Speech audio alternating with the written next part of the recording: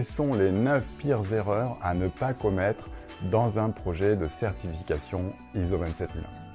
Vous êtes peut-être en démarche de certification ou vous réfléchissez à vous lancer dans une certification ISO 27001. Aujourd'hui, je vais vous expliquer quelles sont les erreurs à ne pas commettre et au travers d'exemples concrets de partager nos pratiques sur le sujet. Je suis Thomas Demota, dirigeant de la société Fil Agile, accompagnateur en certification en cybersécurité et qualité. Et donc nous accompagnons les entreprises du numérique et les entreprises qui veulent protéger leurs données dans les certifications ISO 27001. On va vous partager notre contenu, nos retours d'expérience par rapport à la mise en place de ce type de projet et les pires erreurs qu'on a pu voir en matière de projet de certification ISO 27001.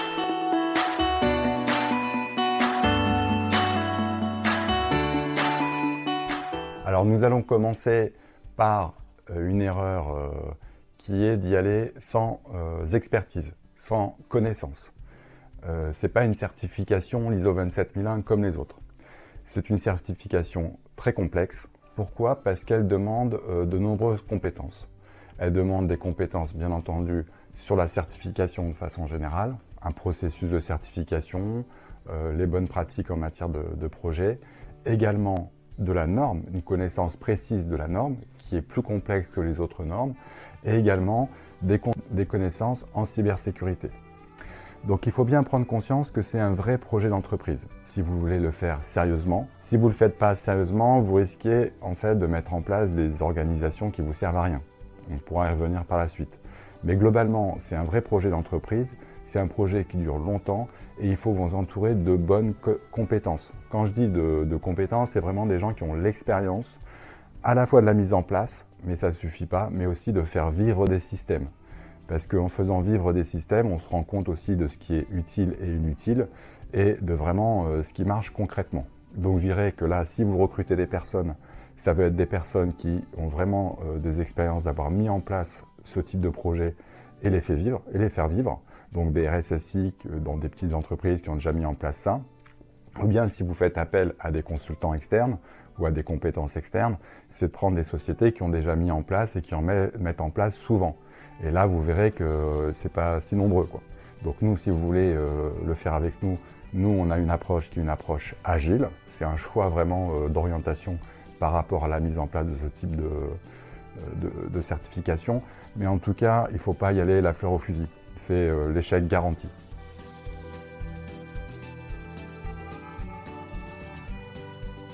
Alors la seconde erreur qu'on voit assez fréquemment, c'est d'avoir une approche exigence par exigence. Donc pour revenir un petit peu sur le contenu du référentiel ISO 27001, donc quand vous êtes certifié 27001, vous répondez à toutes les exigences et vous avez donc deux parties de la norme. Il y a la partie d'exigence organisationnelle qui décrit votre système de management, on va y revenir, et la partie plus de mesures de sécurité, techniques et organisationnelles, des actions précises à mettre en place. Donc vous avez deux parties du référentiel sur lesquelles il faut être conforme. Et donc l'erreur, c'est de procéder un peu exigence par exigence. La première partie du référentiel, qui est le référentiel qui décrit votre système de management, donc on parle de système, c'est-à-dire d'organisation. Donc on va avoir des rôles, des responsabilités, des processus, des politiques, des procédures, des outils et un système de pilotage de votre organisation en matière de sécurité. Donc on est sur un ensemble. C'est pour ça qu'il faut bien comprendre ce que demande la norme en termes d'organisation et de mettre en place un système vraiment léger, agile, d'organisation et de pilotage. Bien comprendre pourquoi on fait les choses. Donc c'est pour ça, si vous essayez de répondre exigence par exigence, vous allez avoir tendance à remettre en fait la sursécurité et d'avoir un système lourd. Et c'est souvent ce qu'on voit quand on va auditer des entreprises qui ont été accompagnées d'autres façons, ces systèmes très lourds et très rigides parce que ça répond vraiment à chaque exigence de la norme de façon précise. Or, on se rend compte qu'avec un système bien conçu et intelligent, on va répondre à plusieurs exigences de la norme en même temps. Donc ça, c'est pour la première partie du référentiel. Si maintenant, je parle de la seconde partie, donc l'annexe A, qui liste les mesures de sécurité, les objectifs de sécurité plutôt à mettre en place dans l'organisation, on va retrouver à peu près le même phénomène. On va essayer d'avoir une approche beaucoup plus d'ensemble, de cohérence de mise en place des mesures de sécurité, plutôt que à chaque fois qu'on a un objectif de sécurité ou une mesure de sécurité, de mettre en place un dispositif. Il y a beaucoup de choses qui se recoupent et puis c'est très adapté par rapport à vos enjeux de sécurité et à vos risques. Donc là aussi, c'est une approche globale de la sécurité. Donc notre philosophie, ce qu'on vous préconise, c'est de mettre en place un système cohérent d'organisation et de sécurité opérationnelle. Les deux sont très importants, cohérents ensemble, et après, d'aller vérifier qu'on répond bien à toutes les exigences de la norme, ou bien qu'on répond bien à toutes les mesures et les objectifs qui sont utiles et pertinents pour l'entreprise.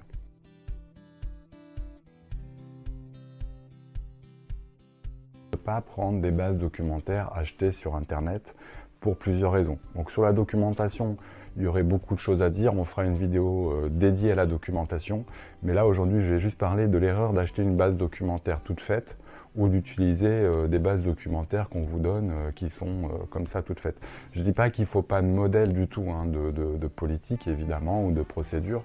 Mais ce qu'on constate quand même sur les bases documentaires, c'est qu'elles sont de mauvaise qualité. Elles vont vous orienter sur des choses à rédiger qui ne sont pas réellement utiles. Elles mélangent parfois les niveaux de documentation entre les orientations des politiques de sécurité et la mise en pratique. Voilà, c'est vraiment pas des outils qu'on vous recommande. Bien entendu, il va vous falloir des modèles, vous orienter sur la partie documentaire, mais vraiment le conseil, c'est de ne pas utiliser des modèles qui vous semblent un peu trop rédigés, trop verbeux, puisque en fait, on nous oriente avec ces outils-là vers des documents qui sont très longs, qui ne seront jamais appliqués, et souvent la mauvaise pratique qui est liée à ça, c'est surtout de commencer par rédiger les documents. Non, les documents, ils se rédigent que dans un second temps, quand on a vraiment bien en tête toutes les mesures de sécurité en place et à mettre en œuvre, puisque c'est à partir de là qu'effectivement on va pouvoir rédiger de la documentation. Donc n'utilisez surtout pas les bases de données ou les documents que vous trouvez sur Internet.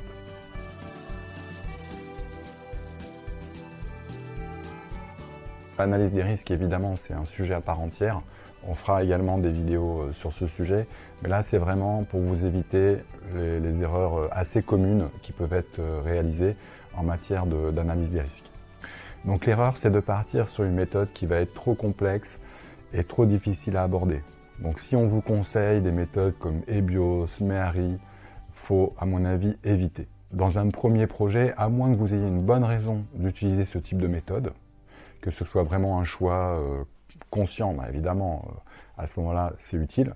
Mais si vous n'avez pas de bonne raison de le faire, c'est-à-dire que si vous êtes sur un projet simple, un premier projet, une première certification, donc un premier niveau de sécurité à mettre en place, prenez une méthode vraiment construite sur mesure par rapport à la norme ISO 27005.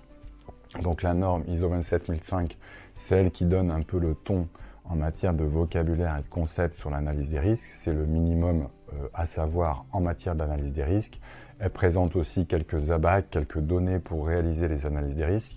Mais en fait, ce qu'il faut privilégier, c'est vraiment, et c'est là où les compétences elles sont importantes, des personnes qui ont déjà des bases de données en fait, de risques par rapport à votre métier.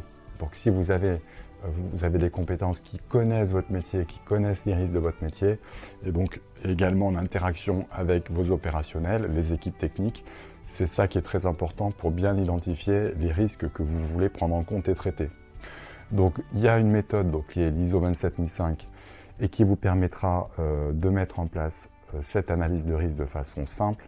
Et encore une fois, il faut éviter à la fois les démarches qui sont pas du tout de risque, qui ne sont pas du tout adaptées à la sécurité.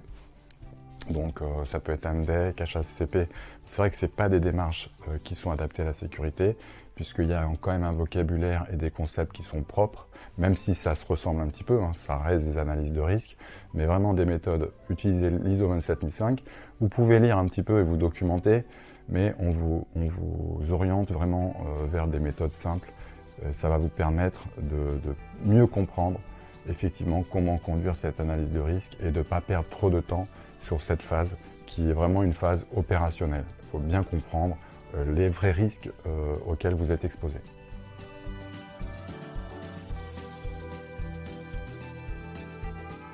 L'erreur suivante concerne la déclaration d'applicabilité. Alors, je vais peut-être expliquer rapidement en quelques mots ce qu'est la déclaration d'applicabilité. Donc, j'ai expliqué tout à l'heure, il y a deux volets de la norme et l'annexe 1, les mesures de sécurité à mettre en place, les 114 mesures, dont vous avez peut-être déjà entendu parler.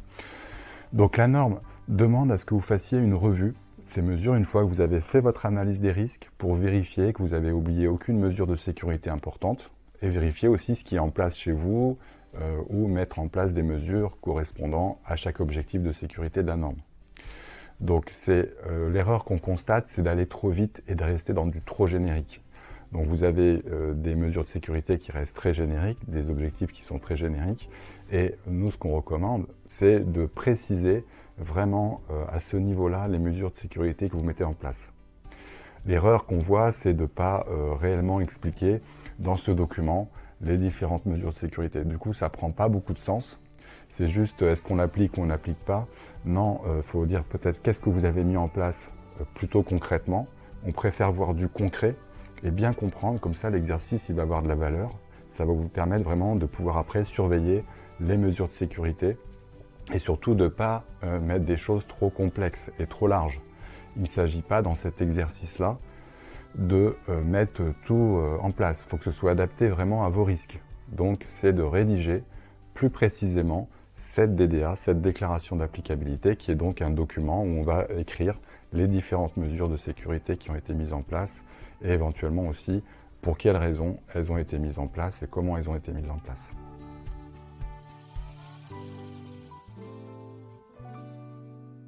L'erreur suivante, c'est viser la perfection, viser le zéro écart. Alors c'est vrai, quand je vais dire ça, il y a beaucoup de gens que ça va surprendre. Nous, dans nos projets, l'objectif, c'est jamais d'arriver à zéro écart. Pourquoi? Si vous cherchez à viser la perfection, vous allez mettre en place un système très lourd, très complexe. Pourquoi? Parce que ça va être un système qui va satisfaire tout type d'auditeur, finalement. Si vous voulez zéro écart, vous ne connaissez pas l'auditeur qui va venir vous auditer, vous certifier. Et il faut savoir qu'ils ont souvent des approches différentes les uns des autres, plus techniques, plus documentaires.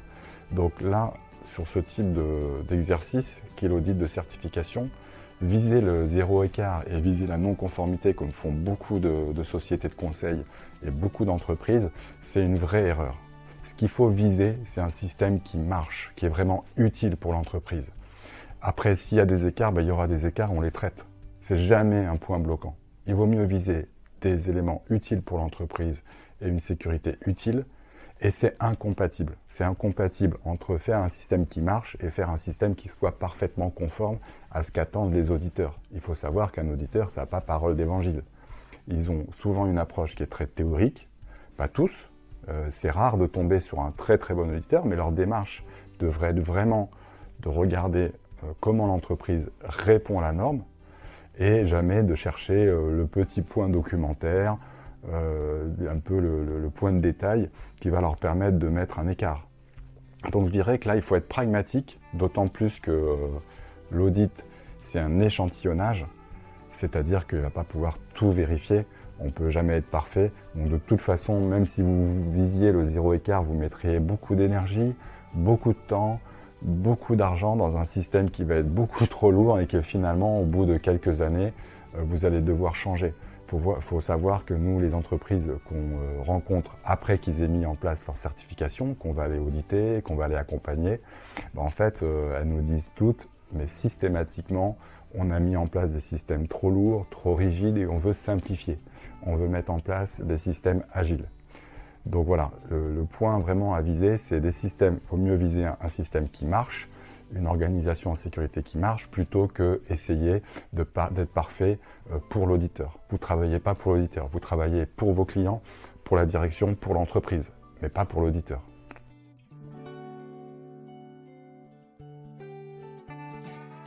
L'erreur suivante, et on va rester un peu dans l'exercice d'audit, de certification, c'est de ne pas contester un auditeur, de ne pas contester un écart infondé. Donc là, on va parler cash par rapport aux audits que vous allez avoir. Si vous pensez qu'un auditeur va venir vous auditer de façon vraiment factuelle, rationnelle, ce n'est pas le cas. C'est des êtres humains. Les approches sont assez différentes. On va se dire la vérité. Vous avez des auditeurs encore aujourd'hui qui sont très documentaires. d'autres qui sont très techniques et vous n'allez pas avoir le même audit. Les auditeurs qui viennent plutôt de la qualité, ils vont chipoter sur les normes, sur la documentation, sur les processus, sans que ça vous apporte grand-chose. Et ceux qui sont très techniques, le biais, c'est un tout technique et d'aller trop dans le détail, d'aller trop dans le niveau d'exigence en matière de sécurité. Donc vous avez différents types d'auditeurs et différents types de biais. Maintenant, l'avantage de prendre un auditeur qui a plus une orientation technique, c'est qu'il va moins vous embêter par rapport à la documentation et de toute façon, ce qu'il va vous dire va forcément vous faire progresser. Donc je dirais que là, le critère quand même de sélection d'un auditeur, c'est la partie technique. Donc je reviens un peu à la notion de contestation d'écart et de discussion avec l'auditeur. Donc le travail avec un auditeur de certification, c'est un travail, c'est une collaboration. Hein. L'auditeur, il est là pour vérifier que vous avez mis en place un système pour répondre aux exigences de la norme. Donc il faut vérifier ce que vous avez mis en place, est-ce que ça répond à ce que demande la norme. Ça, c'est son travail. C'est pas de vous conseiller, c'est pas vous faire de la théorie, c'est pas vous faire des leçons de morale, mais c'est bien de vérifier comment l'entreprise, de façon tout à fait originale, a répondu à l'exigence de la norme. Donc bien entendu, il y a un professionnalisme à adopter, mais c'est son travail. Il n'est pas là pour vous dire « vous devez mettre en place ceci, vous devez mettre en place cela », ni pour faire du conseil. Donc son attitude, ça veut être une attitude de questionnement et d'interrogation vis-à-vis de l'entreprise. Donc ça, c'est un premier élément pour voir un peu comment se comporte l'auditeur avec vous. Ensuite, il y a une norme, c'est l'arbitre. C'est-à-dire que si vous n'êtes pas d'accord avec l'auditeur, parce que ce qu'il vous demande, ça ne vous paraît pas être conforme aux exigences demandées, eh bien vous devez le dire. C'est très important, parce que sinon, c'est l'auditeur qui décide, en fait, ce que doit être la norme. Non, c'est la norme qui doit guider le texte. Le texte, il est assez précis. Il y a des formules qui sont claires, des mots qui sont clairs dedans. Quand on vous dit déterminer, c'est pas la même chose que documenter. Donc voilà, il faut vraiment bien lire la norme, bien connaître la norme pour pouvoir discuter avec l'auditeur sur ce qu'il va vous donner comme type d'écart, comme type de constat. Et c'est vraiment très important parce qu'on voit beaucoup d'entreprises qui finalement jettent l'éponge en disant bon, on va faire tel document ou on va faire tel changement parce que ça fait plaisir à l'auditeur. Mais si vous demandez dans ces cas-là à quoi ça va servir, bah, ça va servir à rien. Ou si ça va servir à quelque chose, c'est alourdir votre système. Donc c'est très important de bien sélectionner un auditeur qui aura plutôt une connaissance et une approche technique, même si l'organisation c'est très important. Mais la documentation, voilà, la documentation elle est au service de l'entreprise.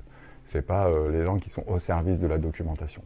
Et bien travailler avec l'auditeur pour échanger, poser des questions et pas hésiter à dire mais attendez, vous me demandez ça, pouvez-vous m'expliquer, me montrer dans le référentiel à quelle exigence ça correspond et analyser avec lui le texte et comment c'est rédigé pour comprendre quels sont vraiment ce qui est demandé par la norme. Et en conclusion pour ce point-là, je dirais que bien connaître la norme, le vocabulaire et ce qui est demandé est vraiment fondamental dans votre démarche. Donc vous devez avoir une personne en interne qui maîtrise parfaitement cette norme.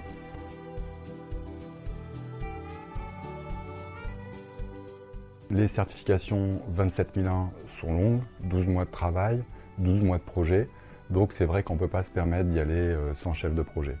Alors pourquoi? Bon, déjà par rapport à l'accompagnement, vous êtes souvent sur une équipe de 4-5 personnes pour une entreprise de 20 à 30 personnes, mais donc ça c'est des personnes qui vont vraiment travailler sur la technique, sur l'organisation, sur les procédures, sur les politiques. Donc c'est une équipe un peu rapprochée, mais vous allez avoir beaucoup de choses à faire en fait dans le projet. Plus vous allez répartir les tâches, mieux le projet va se diluer dans l'entreprise. Il prendra moins de temps puisqu'il sera mieux intégré. Donc cette partie d'accompagnement au changement, elle est vraiment fondamentale et on ne peut pas se passer d'un chef de projet formateur qui va venir accompagner, former les équipes et aussi accompagner l'ensemble de l'entreprise, former, sensibiliser l'ensemble des collaborateurs à la sécurité de l'information. L'autre aspect, pourquoi c'est très important d'avoir un chef de projet et que c'est souvent une erreur qui est faite de ne pas en avoir, c'est la direction. Alors on dit, bon, il faut que la direction elle soit impliquée, elle porte le projet. En réalité, ce qui est vraiment important, c'est qu'elle comprenne les risques de sécurité de l'information. Bien entendu, elle doit soutenir le projet, mais généralement, elle met en place une équipe. Donc c'est soutenir, bien comprendre les risques. Pourquoi? Pour pouvoir arbitrer sur les mesures de sécurité qui doivent être mises en place. et pouvoir bien comprendre l'utilité de l'organisation qui est mise en place. Si la direction elle se tient trop loin du projet, bah finalement elle ne va pas comprendre et elle ne va pas bien soutenir le projet également. L'autre point concernant la gestion de projet, ce sont les indicateurs. Vous devez avoir des métriques, ça va vous aider à y voir plus clair, des métriques en termes de mise en conformité, de suivi de la documentation et de suivi du projet, des phases du projet de mise en place qui sont très importantes pour y voir clair et pour communiquer aussi en interne et vis-à-vis de vos clients, pourquoi pas, en matière d'avancement de votre certification ISO 27001.